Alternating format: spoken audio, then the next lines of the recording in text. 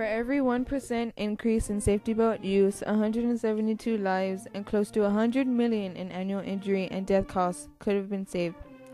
Approximately 35,000 people die in motor vehicle crashes each year. About 50% of these people could have been saved if they wore their seatbelts. A car going 45 miles per hour collides with a non-moving object with 45,000 kilogram meters per second. Now imagine hitting another moving vehicle with an even greater force. Car accidents don't just affect the victim, they affect their family and friends as well. In some cases, you may not be the victim. You could be the cause of somebody else's death. Having regret like that could haunt you forever.